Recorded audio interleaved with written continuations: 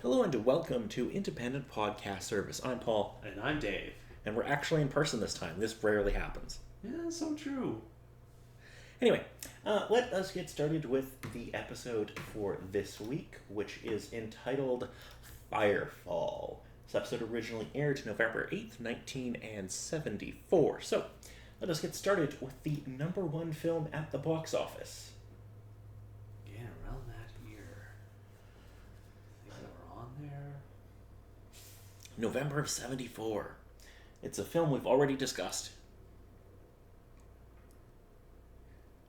It's a sports movie. I wouldn't be surprised if it was the one from last week, but I may have it confused with a particular other film that we were discussing. No, it's still The Longest Yard. Yeah. With $926,000 at the box office. Actually, no.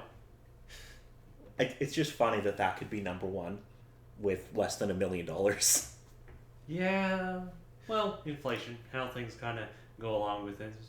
History's crazy. Alright, so number one song in America this week. We're in near the end of 74. We had Stevie Wonder last week.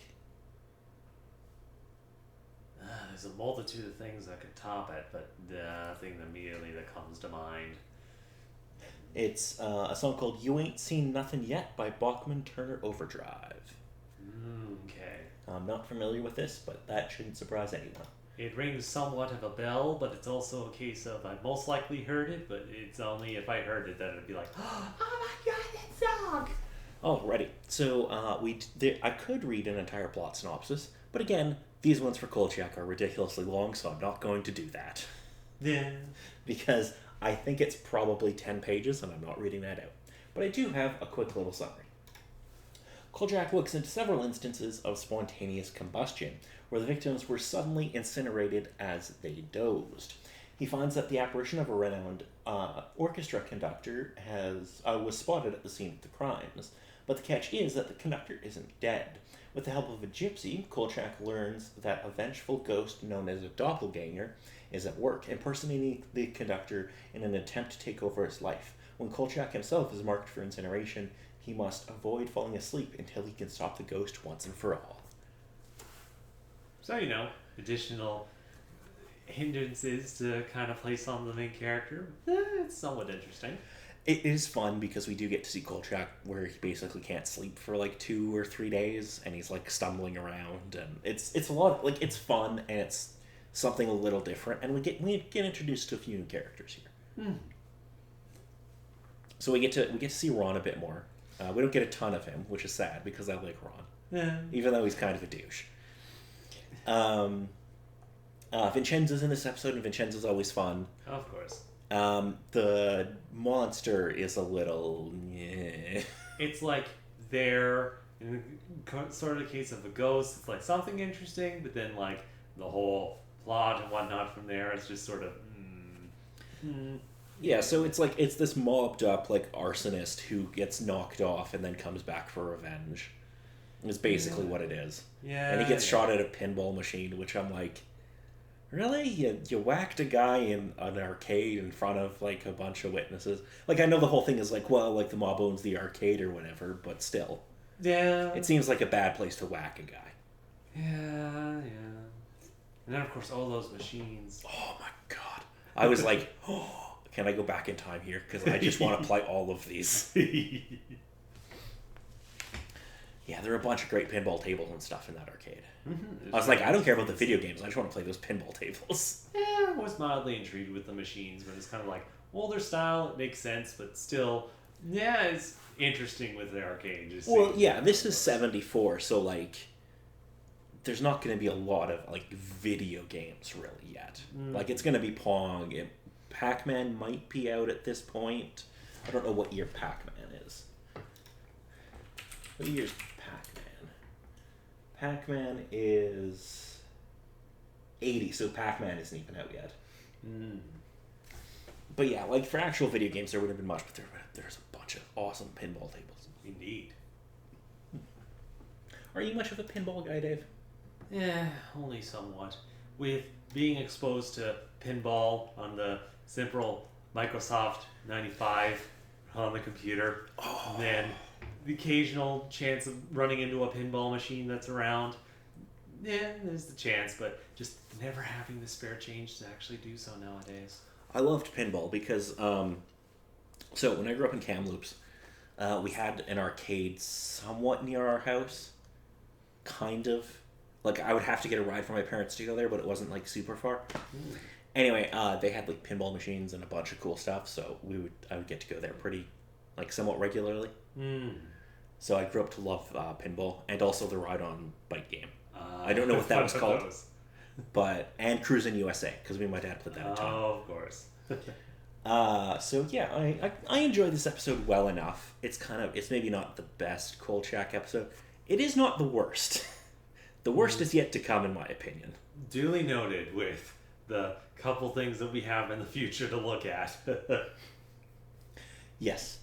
Did you have anything else about this episode? Because there's not really a lot to say about it, because it's kind of just, like, it's fine, but... It's running through, but it also sort of pushes a little bit more with the previous episode with the werewolf, Kolchak having an encounter with the creature in that sort of case. But it was interesting with this one that, along with the victim, Kolchak was also within the poltergeist kind of sights to be messed with. So he couldn't sleep. He had got himself out of a burning room to escape from them. And just the case that he was in a bit more sort of a threat in comparison to some of the other ones where monsters sort of chasing him. Was like, not messing with this. Yeah, I do enjoy that, like, Kolchak is kind of in danger here. And I also do love... So he takes the conductor to this church so he can sleep, because spirits can't operate on sanctified ground or whatever. Yeah. But, like, they have, like, the doppelganger at the window, and he's, like, knocking on it. He's like, ooh, I see you. I'm gonna get you. Just with that, a little bit of fire burning in the background. It's like, you gonna go outside anytime soon? Yeah, that was pretty good. I love that, because I'm like, that is... Just the way that, like, because they clearly only filmed this guy doing it once, and they kept repeating the same shot. Yeah. And he's just going like, oh, I'm gonna get you. Yeah. Made me very happy. Mm-hmm. As well as also the additional people that Kolchak interacted with, worked with to try to solve the case, and just the entire scene that he was in the office, sleep deprived, trying to get the money he needed to get his plan into action, and just the simple sheer will that he had to stay standing in some cases. Yeah, and then he goes to meet they refer to her as a gypsy in the episode, which you're not supposed to say that anymore. You're supposed to say Romani. Yeah. But it's 1974. It's nearly 50 years old, so fair enough. One of the particular things with it. Yeah. But I do like that character, because she was a lot of fun. I'm going to warn you, I don't think she shows up again. Yeah, it's the Beast with those. I kind of wish she had been, like, a recurring thing where Kolchak would have gone to her for, like, advice on, like, the different supernatural things he encounters. That would have kind of made sense to me. Yeah. Is to kind of, like, have her be, like, that resource. Yeah, having something because like she's that. quote-unquote, like, a psychic, even though she's clearly scamming people. Yeah. Though, her particular comment, if I remember right from the show, was as soon as Kolchak comes in, it's like, oh yeah, don't bother listening to any reporters so you'll get some bad luck. Yeah, she does this whole thing. And those ladies who are getting their palms read or tarot cards done or whatever, they're like, I didn't understand any of that. That's like, yeah, well. Yeah, I think that's about it for this episode. So, next week, now, from memory, this is one of the best episodes coming up. Okay. From memory. It's called The Devil's Platform. Any idea what it might be about?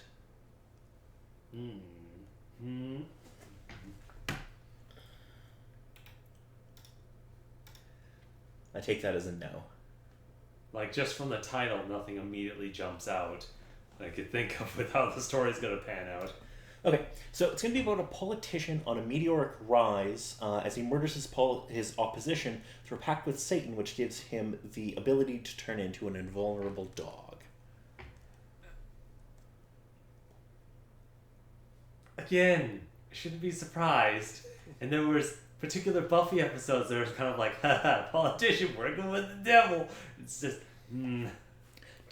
Excuse me, technically the mayor wasn't working with the devil, it was just a demon. Because technically they never mentioned the devil in Buffy. Yes, things at a time. Well, they they imply that the first evil's the devil, but they never actually, it's never explicitly said. Anyway, so I think that's about it for this week. Until next time, I'm Paul. And I'm Dave.